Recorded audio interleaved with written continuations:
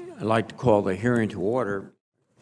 Good morning. The committee meets today to receive testimony on the President's budget request for the Department of Defense for fiscal year 2024. Witnesses this morning are Secretary of Defense Lloyd Austin, Undersecretary of Defense Comptroller Michael McCord, and Chairman of the Joint Chiefs of Staff, General Mark Milley. Senator Gillibrand. Thank you, Mr. Chairman. Mr. McCord, I was disappointed that for the second year in a row, the All-Domain Anomaly Resolution Office, or AARO, was not fully funded in the department's budget request. Understanding that we cannot get into specific budget figures in this forum, can you discuss why AARO was not fully funded? Senator, I don't have any information from my colleague, Undersecretary Moultrie, that he needed additional funding in this area. It's a relatively new office we're standing up, so I was under the impression, I am under the impression that we have adequate funding for the relatively new state of this, but I will double back with him if there's a concern. I need you to send a letter to this committee in writing about why it wasn't fully funded. Several senators signed a letter to Secretary Hicks asking that it be fully funded in this budget, and we specified in a classified annex exactly what funding wasn't being met. And it's operational funding. It's basic operational funding. So I'm highly concerned about this. Secretary Austin, the incidents last month involving the Chinese high-altitude balloon and the 3 unknown objects highlighted the need for us to continue to improve our understanding of UAPs over U.S. airspace. Do you intend to ensure AARO receives full funding in the future? I will, Senator, and in this budget we've asked for $11 million in support of the office of that initiative. So. That is not the budget request. Okay. Will you investigate why the budget request isn't being met and be part of the response to the committee? I will. Thank you.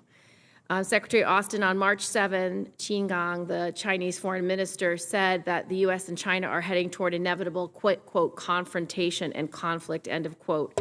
This comes as the STRATCOM commander testified that the PRC seeks to match or in some areas surpass quantitative and qualitative parity with the United States in terms of nuclear weapons, end of quote.